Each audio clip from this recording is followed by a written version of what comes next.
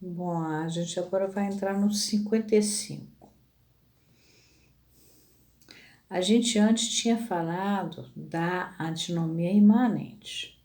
A gente passou 3 parágrafos falando dessa oposição inerente às relações da fala com a linguagem.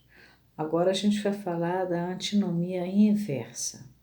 Antinomia é oposição, contradição. Inversa é em sentido ao contrário, vem da matemática.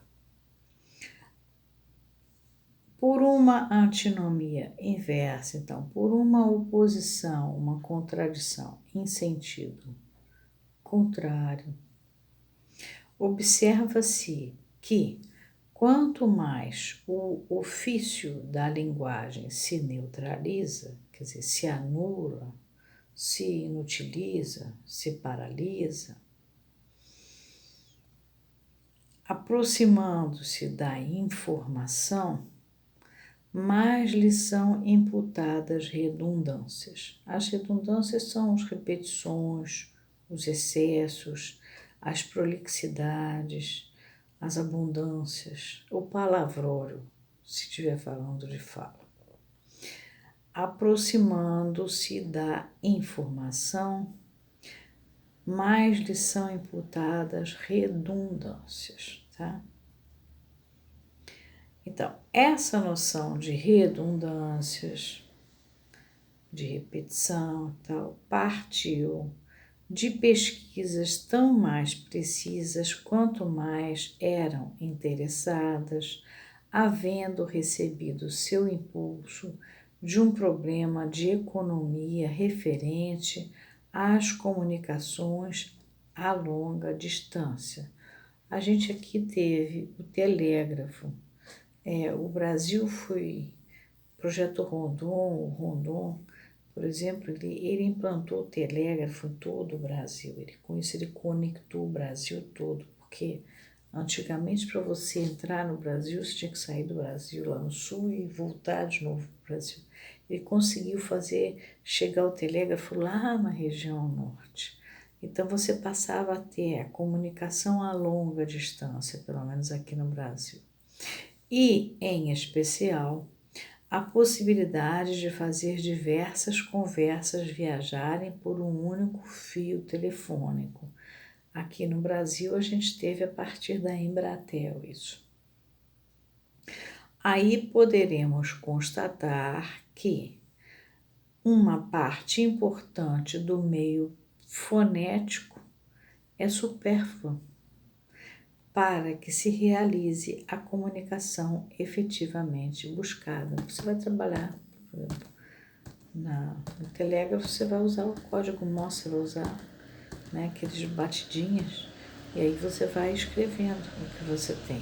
Você está trabalhando, na verdade, com símbolos. E na telefonia, por fio telefônico, você vai trabalhar com o artefato, os artefatos da telefonia. E aí, o meio fonético fica, passa a ser supérfluo para que se realize a comunicação efetivamente buscada. Eu preciso comunicar que tem que comprar tais e tais coisas, ou que o país está correndo perigo, ou que morreu alguém. Basta eu dominar um código e fazer chegar aquilo. Aí ele no parágrafo seguinte vai dizer o seguinte: isso nos é altamente instrutivo, pois o que é redundância, quer dizer, o que é excesso, repetição, prolixidade, abundância, para a informação é precisamente aquilo que na fala faz às vezes de ressonância. Vou voltar à palavra ressonância antes de conversar com vocês sobre uma nota que é muito importante que a gente converse sobre ela. Mas primeiro vamos retomar o que a gente viu de ressonância. Falei para vocês que era muito importante. Ressonâncias, ato ou efeito de ressonar, de repercutir. Propriedade de aumentar a duração ou a intensidade do som. Por exemplo, o microfone em congresso, o que você diz ressoa pela sala e é desconfortável. Modo de transmissão das ondas sonoras por um corpo. Eu falei do foné grego, a criança recebe aquilo e se exprime com os gritinhos dela, né? Na verdade, os barnung estão sendo trilhadas e ali ela começa a transmitir. Outro, ruído confuso resultante de prolongamento ou reflexão de um som. Outro, repercussão, reação. Da física, ressonância, grande aumento da amplitude sobre as influências de impulsos igual à frequência. A gente tem ressonância elétrica, fenômeno da mesma natureza produzido por indução à distância. Tem caixa de ressonância, que é igual a ressonador. Da química, é a particularidade de certas moléculas orgânicas que não podem ser representadas a não ser por um conjunto de estruturas que diferem pela localização dos elétrons. A gente tem também ressonância magnética, método de análise espectroscópica baseada nas transições induzidas entre certos níveis de energia de um átomo, de um íon, de uma molécula, submetidos a um campo magnético. E a gente tem a ressonância magnética nuclear, que é utilizada em visualização médica dos elétrons. Isso aí eu falei para vocês até que o paciente vai contar que foi fazer uma ressonância e tal.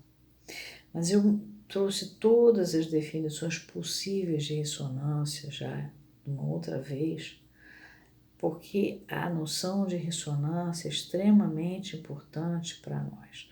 Vou repetir o parágrafo. Isto é altamente instrutivo. Isto o quê? A antinomia inversa que ele vai trazer, ao contrário da antinomia imanente. Pois o que é redundância, o que é repetição para a informação, é precisamente aquilo que na fala faz as vezes de ressonância. Então, o que parece que é uma repetição, para nós que estamos lá sentadinhos atrás do divã, isso é muito importante, porque é isso que faz as vezes de ressonância. Ele vai dar uma nota ao pé de página. Quando ele fala isso é altamente instrutivo, é a nota 50 e nós vamos comentar ela no próximo vídeo. Lembrando que nós estamos no parágrafo 56 do terceiro tomo de função e campo da palavra e da linguagem, da fala e da linguagem em psicanálise, do discurso de Roma.